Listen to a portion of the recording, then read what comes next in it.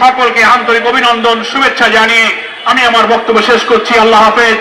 বাংলাদেশ জিন্দাবাদ, বাংলাদেশ জামাত ইসলামী জিন্দাবাদ। এখন সভাপতির বক্তব্য শুনবেন, সুশৃঙ্খল ভাবে ঐতিহ্য অনুযায়ী আমাদের মিছিল শুরু হবে ইনশাআল্লাহ।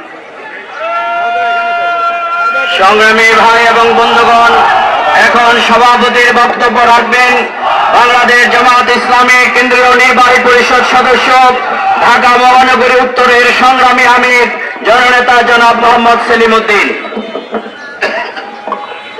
আসসালামু আলাইকুম রহমতুল্লাহ।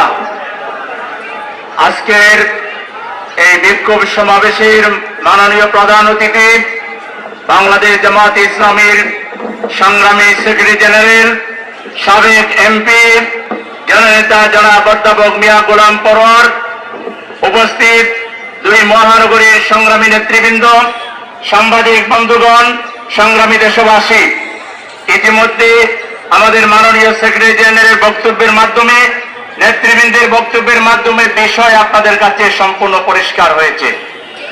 আসলে মাগুরা থেকে বগুড়া একই হাল চিত্র, একই চিত্র। এই ক্ষমতাসীনদের চরিত্র পাল্টায়নি এবং তারা পাল্টাবেও না। এই মানব রচিত মতবাদের ধ্বজাধারী ট্র্যাডিশনাল রাজনৈতিক নেতৃত্ব মতাদর্শ কখনো মানুষের সাথে কমিটমেন্ট রক্ষা করতে পারবে না। এজন্য আমাদের রাজনীতিকে বদলাতে হবে। প্রচলিত মানব রচিত আইনকে বদলিয়ে স্রষ্টার দিয়া জীবন বিধান আল কোরআনের ভিত্তিতে 90% বেশি এই ধর্মপ্রাণ মানুষের দেশকে কোরআনের ভিত্তিতে চালাতে হবে।